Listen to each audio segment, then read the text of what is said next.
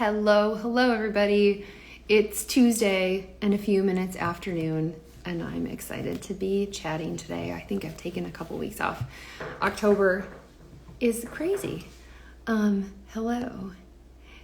So, oh, you're already here. I'm gonna let you do your own intro. Let's see. I'm like really rusty at this. Here we go, Katie. Hey.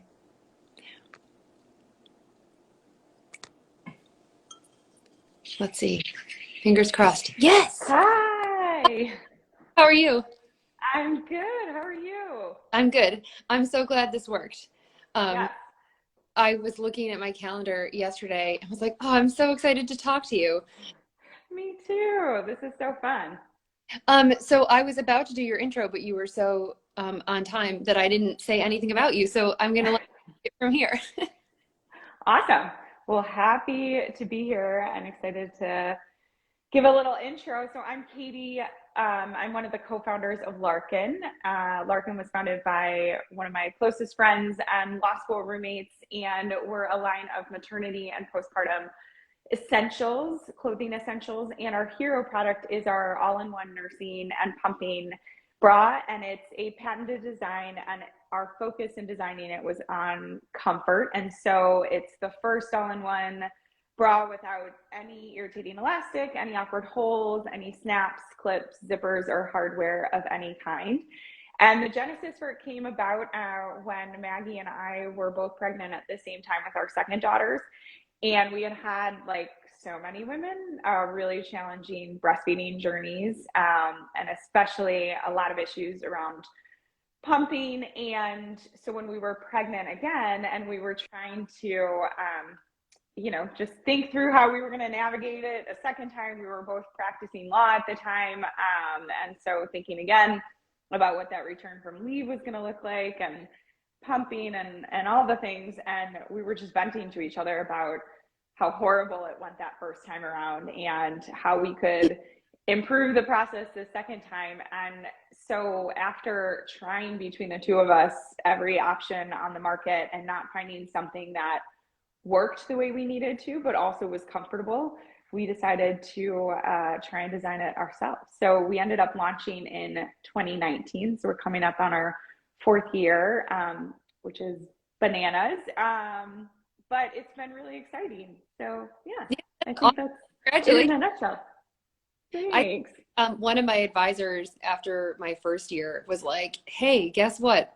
90% of startups fail in the first year. And I don't know what the rate is after that, but like it's so much work and it goes so, I'm really, It does. Yeah. Oh, sorry. I think Chris and I, can you hear me okay? I can hear you. Can you hear me? Yeah, I think there's just a delay, which is throwing me off, but I think it's my audio, so no worries. Okay. Um, yeah, it is. I've heard that stat too, and I don't think I had heard it until after our first year, and I was like, oh, we did it. But as you know, it only continues to get harder, and the challenges just get different, right? So I do feel like we probably need to be taking more time to celebrate the victories, and as more time passes and companies grow, and you've got to take time to celebrate those wins when you're going through all the challenges as well. Yeah, for sure. I think like as the company evolves, the challenges get more challenging. It feels Yes. a little bit like a parallel to parenting. I don't know if you feel this way too. When people used to say like small kids, small problems, and I was like, you don't know. And it's Right. so true. I was just having that same thought. So my kids are now 7, 5, and my little one just turned 2. And I remember when, again, this was when I was still practicing law, and I just had my second. And so my oldest was 2. They were little, and I was working with another woman who had 3 kids, but was in that kind of 7 to 11 year stage. And she was like, well, this is challenging, but just wait till you have to coordinate all the logistics of all the pickups and the drop offs and the activities. And I was like, but how could it be harder than this? And I don't think anything's necessarily harder. It's just also different. Yeah. But I didn't have a full appreciation. So I do think that's a good analogy for how it's constantly changing. Yeah, it's funny. My son just turned 14 and my daughter turns 12 this month. And I remember the moment I found out I was having a girl, being, Yeah. oh shit, middle school. And it's coming to fruition in front of me. Yeah, It's right. such a difficult moment and I remember it. And I have yet to talk to an adult woman who was like, I loved middle school. But it's so, I don't know. It just like, and every time we have like a now middle school moment is what I'm calling them, it seems to be like the same week that I'm having a business thing where I'm like, oh God, like supply chain. And it's like, but middle school politics. Right. Worlds colliding. It's all the Yeah. things. Well, I was gonna say I think your products are amazing. Thank you. Likewise. My I had such a difficult time breastfeeding when I had my kids and also finding like literally anything that was comfortable. I had a C-section, like figuring out what like felt good here and on my abdomen. Right. Just such a hard moment to like even allow people to come over because I was like, I just can only be in my bathrobe. Like, how do I do this? Right. Right. So it's an awesome problem that you're solving that I think most of us can relate to. And, um, Thank you. I think that obviously, and most of the people watching, maybe not who are your followers, but who are mine, know that I started in the breast cancer space and that issue around finding something that like fits well and feels good and isn't irritating and can adapt and move with you is Yeah. so, so challenging.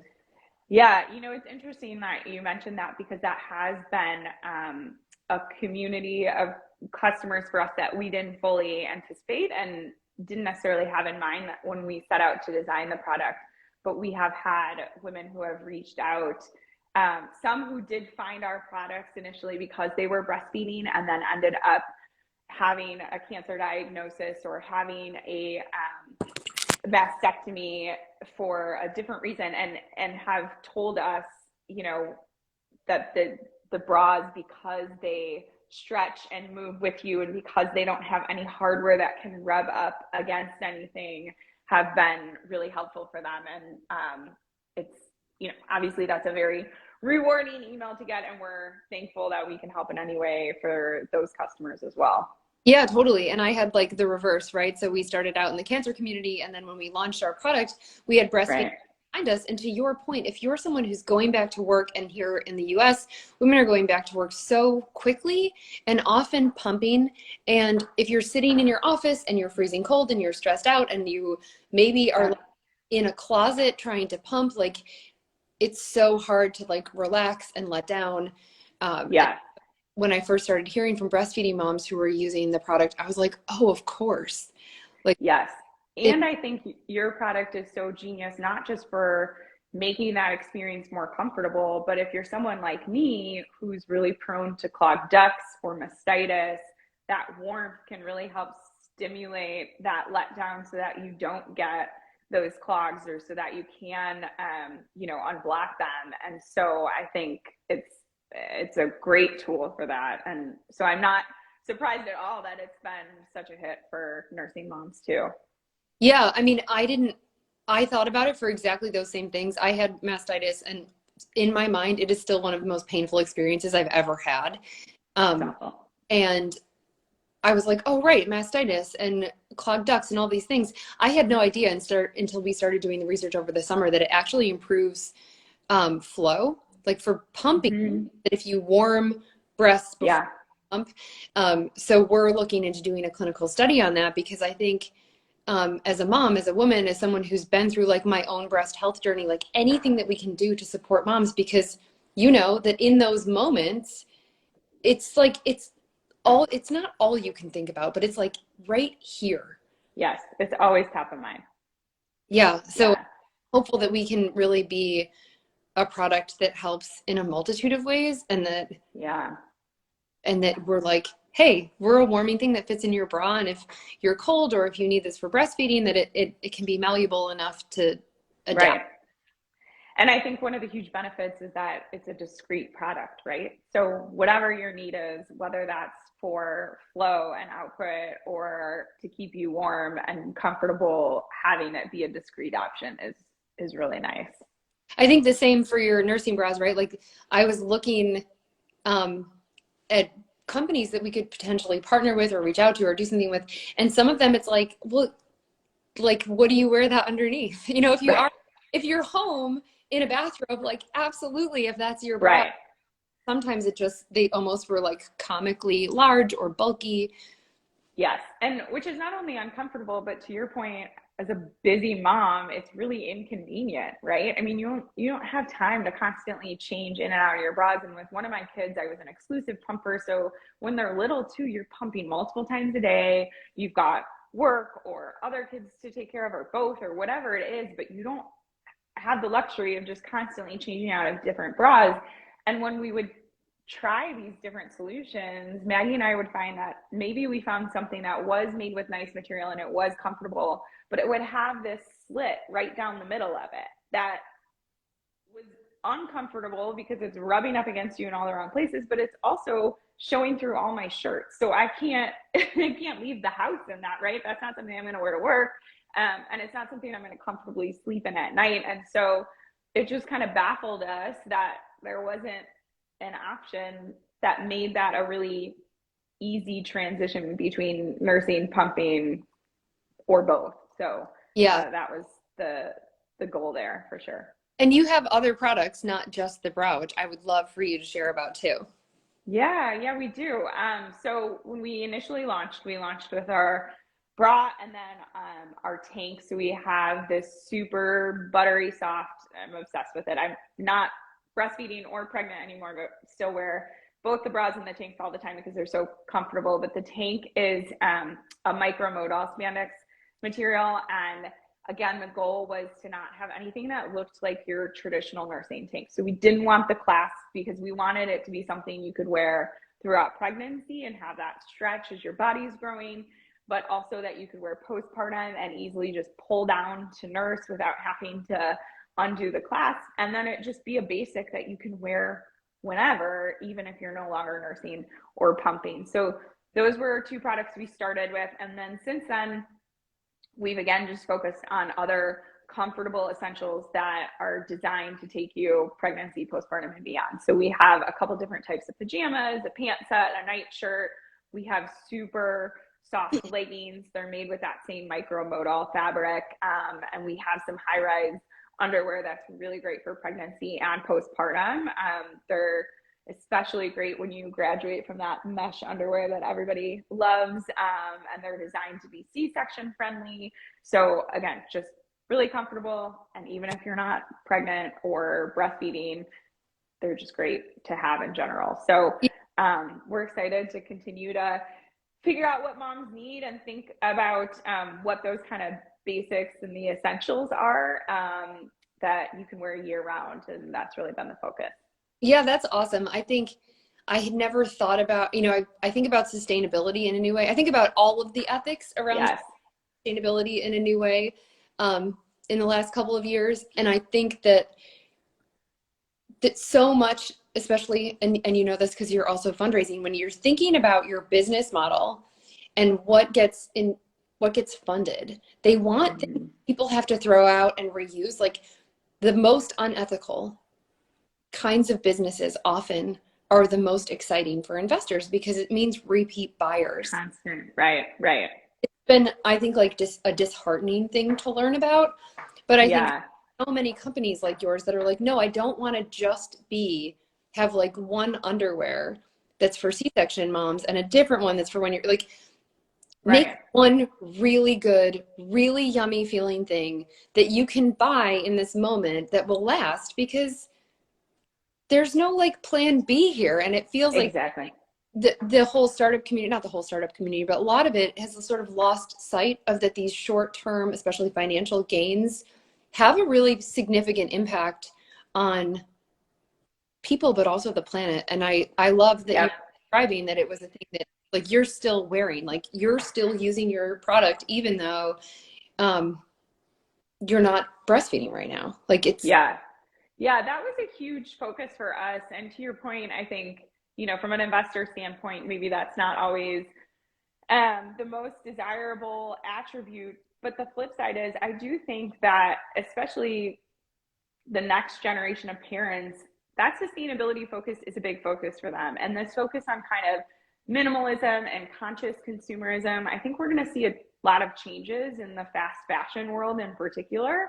And people are thinking about the longevity of their products and maybe willing to pay a little bit more upfront to have a product that's going to last with them. And then if you think about it from just the general mom consumer's perspective, this is a busy mom who doesn't necessarily have time to think about what she's wearing every day. She needs those kind of easy go-to basics that she can throw on and again wants to be comfortable, and also doesn't have a ton of time to constantly be shopping, so doesn't want to buy something every couple months and be constantly turning over that wardrobe. So I do think that not only is it beneficial for our planet to think about our products as being more versatile and having more longevity, but it's also solving some of those consumer problems too.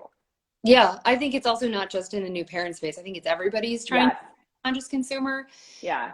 Whether it's a motivation around how much money you're spending or the environment, I just think it's like a moment where things are kind of aligning in that way. And I'm hopeful and excited for the moment where investment really follows suit. And it's like, no, we're asking people to invest in this thing, in their comfort, in their well-being, in their state of mind, in themselves.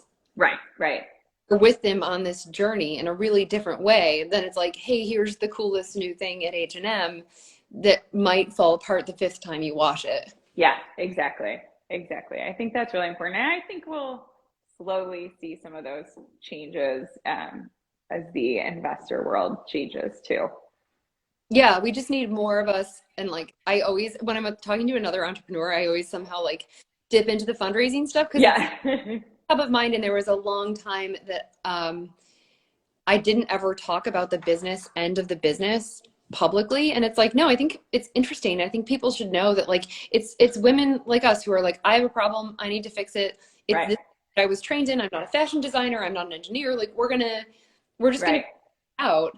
And I think to your point, it's really helpful too for people who are listening to other entrepreneurs' stories to realize how hard it is, right? And to feel, because if they're trying to start their own venture, then they feel less alone. But also, when I just think, you know, from an outsider perspective, most of the time you're seeing all the good things about a company and you're seeing their growth, whether it looks fast or not to you over time, you know, it depends. But there's so much that's happening behind the scenes that isn't always shared. And I think not only is it interesting for people to hear about, but certainly something I appreciate as another founder, so that when you're going through those challenging times, you're not feeling as alone. And it's now just known that that's just part of it, right? Yeah, totally. And I think like you and I both just happen to have businesses that are really positioned in that authenticity of being able to say, I need a thing, I'm uncomfortable, I need help. And that if we weren't showing that, it would be almost funny to be like, no, we're hiding this other difficult moment. We want that to be but we can like show this one. So I think it's important to like, there are a lot of people with amazing ideas. And I think sharing kind of a little bit of the behind the scenes stuff is really important. Definitely. And I think that runs true to the mission of both of our brands in general too, right? Like they're both founded in different ways on challenging circumstances. So whether that's going through breast cancer, whether that is being a postpartum mother, obviously there are amazing things about being a mom, but there are really hard things too. And that's something we always try and going, again, like you mentioned, going back to that authenticity, to be really transparent about and to support our customers and our community through the really beautiful moments of motherhood and the not so beautiful stuff that can be really challenging. And especially I think as a company that's centered around breastfeeding, we never want to paint the picture that we only support breastfeeding mothers or that we think that this is something that's easy and should come naturally. We want to support you in that journey because we think it's really hard. And whether you decide to breastfeed 0 days, 10 years, I mean, we don't care, right? We want to support you, whatever that looks like. And Maggie and I have tried to be really open and talking about our own journeys and challenges and that. I mean, I had a really tough time, even with my third, after having breastfed two other kids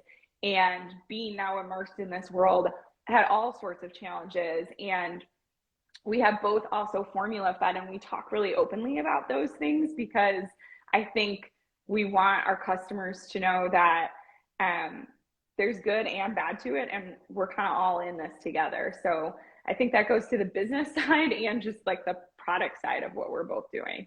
Yeah, I think it's important for people to know that we're also just people who are also having, and that, you know, there obviously, like, breastfeeding is a super charged topic generally, and also in the cancer community. Like, there are lots of women who didn't have the opportunity to do it, and that narrative that I think is really poisonous to any new mom around, like, that you can get shamed that you're not breastfeeding is really, really hard to stomach.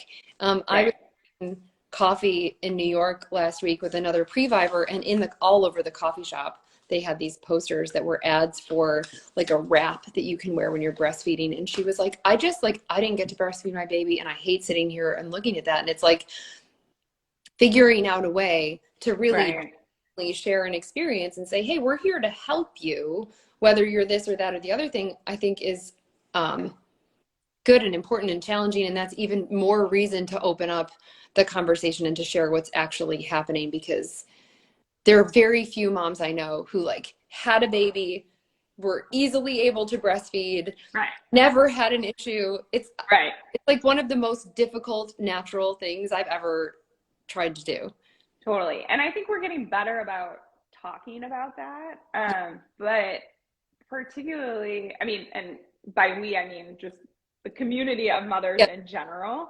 And there's a lot more transparency about the challenges, and so I think that's all moving in the right direction. But when I was a first-time mom, I mean, I just vividly remember it. She was 2 weeks old and sitting in this chair sobbing in the middle of the night because I was in so much pain. And like you said, I had no idea that this was a normal thing for it to be hard. I mean, I just thought that it was going to be this thing I was just going to do. I had made up my mind I was going to breastfeed, and so she was going to come out and latch, and everything would go as it was supposed to. And it was the exact opposite of that. And I felt embarrassed or nervous about even talking to my pediatrician about it, because I was like, are they going to judge me if I don't want to do this anymore, or whatever decision I make, rather than thinking about what are the different resources that can support me, you know, no matter what that decision looks like. So my heart always goes out to especially first-time moms who I think feel that shame or feel like they're doing something wrong or don't feel empowered to make a decision to stop when they want to stop. I think there's just a lot of struggles around that, and that's hard. Yeah, totally. Well, I'm so glad that you exist and that you're doing it, and I love your products. Thank you. You too, Kristen. Be connected. Where can people, like, if people have questions or they want to follow along or they want to buy something, what's the best way to stay in touch with you? Yeah, awesome. So our Instagram account is at Larken_shop, and we have links in our bio to our different websites, but you can also find us directly on our own website at larkenshop.com. We also sell our products on Nordstrom, Masonette, and Monica and E&D. And folks can always reach out to me directly. I'm Katie at shoplarken.com, and I love chatting with anyone. So please reach out. Amazing. Well, thanks so much for the time. Yeah, thanks, Kristen. And I'm excited to catch up with you offline soon. Yes, me too. All right, we'll talk soon. Take care. Okay, thanks. Bye.